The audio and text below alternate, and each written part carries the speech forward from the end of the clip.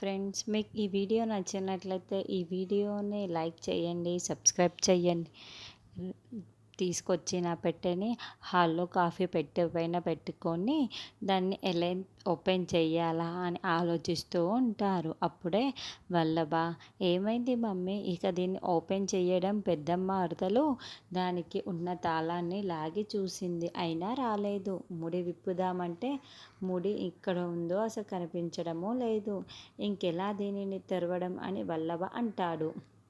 అసలు అందులో ఏముందో తెలుసుకుందామనుకుంటే ఎందుకు ఇది ఓపెన్ చేయడం అవ్వలేదు అని సుమన అంటుంది. అవును, ఎలా చెల్లాయాలో అది నాకు అర్థం కావటం లేదు అని నయని అంటుంది. అప్పుడే హాసిని, ఒక ఐడియా వచ్చింది చెల్లి అని అనగానే ఏంటో చెప్పమని అందరూ అడుగుతూ ఉంటారు. ఇప్పుడు ఆ పెట్టెని నువ్వు ముట్టుకున్నా కూడా నీకు ఏమీ కావడం లేదు కదా, అంటే వేరే వాళ్ళు ముట్టుకుంటే కరెంట్ షాక్ కొడుతుంది, నీకు మాత్రమే కరెంట్ షాక్ కొట్టడం లేదు కాబట్టి కత్తి తీసుకొని నువ్వు ఆ ముడిని కత్తిరించేసేయి, సరిపోతుంది కదా అని హాసిని చెబుతుంది. అవునవును, హాసిని చెప్పింది కరెక్టే. ఇదిగో నయని మర్దల, ఈ కత్తెర తీసుకొని ఆ ముళ్ళని కత్తిరించి పడేసేయి. ఇదిగో ఇదిగో అని వల్లభ హాసిని చేతిలో ఉన్న కత్తెరని లాక్కొని నయని చేతిలో పెడుతూ ఉంటే అప్పుడే గురువుగారు అక్కడికి వచ్చి మూర్ఖుడా అని అరుస్తూ ఉంటాడు.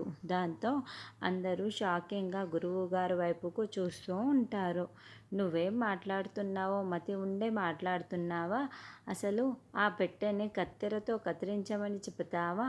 ఆ పెట్టె చుట్టూ 14 పాములు ముడి వేసుకొని, మెలికలు వేసుకొని, పెన వేసుకొని ఆ పెట్టెని రక్షిస్తూ ఉన్నాయి.